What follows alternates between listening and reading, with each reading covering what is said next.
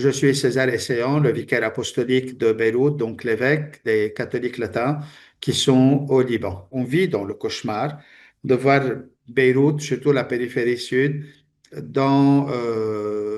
comme le Gaza que nous voyons sur nos écrans de télévision.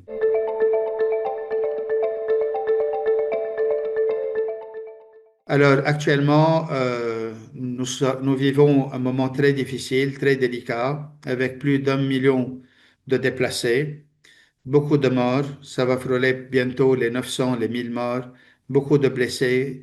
Il y a quelques heures, on vient de bombarder la route de l'aéroport, pas l'artère principale, mais une route secondaire. Et cela est très difficile pour toute la population.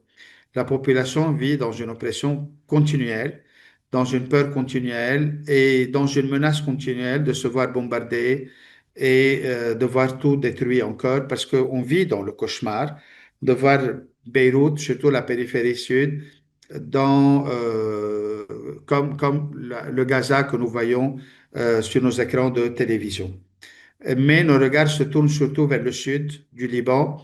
Ce sont des villages où les habitants ont décidé de rester quand même, contrairement aux villages considérés musulmans ou chiites où la population a dû laisser. Les chrétiens du sud disent, nous voulons rester chez nous. Nous voulons rester chez nous et faire ce genre de résistance et dire aux Israéliens, vous ne pouvez pas venir chez nous. Point. Partir encore une fois pour ne pas savoir si nous allons revenir, nous préférons, si nous devons mourir, mourir sur place. Alors, les chrétiens se disent, nous, on reste et nous ne voulons pas quitter.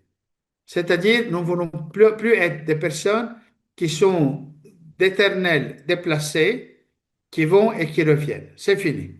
On reste et s'il faut mourir, on meurt ici. Point. Oui, justement, ces villages chrétiens, ils sont sommés de temps en temps. On entend aussi qu'Israël leur demande de partir, mais eux refusent de le faire. Et selon nous, ils doivent continuer à refuser de le faire. Hier, après la visite du nonce, le patriarche cardinal Bchar el-Rai s'est rendu lui-même au palais présidentiel de Babda. Et de là, il a annoncé, demandé à l'évêque de Tyr, Monseigneur Sherbel Abdallah, de se rendre au village d'Urmesh, qui est à la frontière d'Israël, justement pour avoir un siège là-bas, à Urmesh, et rester auprès de la population. C'est le désir de l'Église de dire que nous sommes non seulement avec notre population, mais nous refusons toute mainmise israélienne sur le territoire libanais.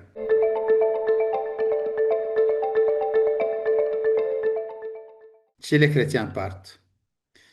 Vous voyez, c'est difficile de le dire, mais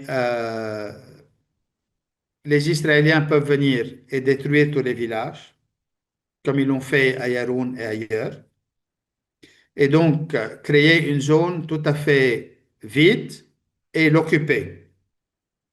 Et l'occuper définitivement. Et ça, nous ne pouvons pas permettre que cela se passe. D'autre part, il faut dire qu'il y a une appréhension chez les chrétiens que s'ils s'en vont, pas les chiites, le Hezbollah, pourrait envoyer ces hommes et occuper leur propre maison et en faire des villages du Hezbollah et retrouver ces villages tout à fait détruits. Alors, nous sommes entre une menace iranienne, je ne dis pas libanaise, parce qu'il y a beaucoup de chiites libanais qui sont aussi dans la résistance de Hezbollah, si vous voulez, mais il y a une menace iranienne. Et le Libanais du Sud se trouve entre la menace israélienne et la menace iranienne. Donc, lui-même se dit, alors à ce moment-là, il faut que moi je reste. Il faut que moi je reste et justement que j'essaie de sauvegarder mon territoire.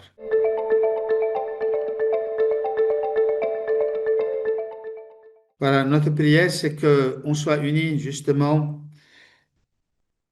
dans une espérance qui dit que la paix ne vient que de Dieu. Le pape Léon XIV, quand il est venu au Liban, sa première visite a été au tombeau de Saint-Charbel. Là, il s'est mis à genoux et c'était très émouvant de voir ce pape à genoux devant ce tombeau de Saint-Charbel qui nous dit quand même que ce saint reste peut-être le plus vivant des Libanais, le plus vivant et le plus actif des Libanais, qui continue justement à être quelqu'un qui distribue les grâces de Dieu un petit peu partout dans le monde. Et que nous puissions ensemble, chrétiens du Liban, chrétiens de la France, chrétiens du monde entier, par l'intercession de ces saints, implorer le Dieu de la paix de rendre les cœurs plus ouverts à l'action de l'Esprit Saint pour que nous puissions ensemble, inspirés par Dieu lui-même, inspirés par son Esprit Saint, contemplant la croix du Christ, avoir le courage, hein, de la paix, avoir le courage de la paix, parce que Dieu seul peut créer la paix dans les cœurs qui sont fermés à toute action humaine, à tout regard vers l'homme et les souffrances de l'homme.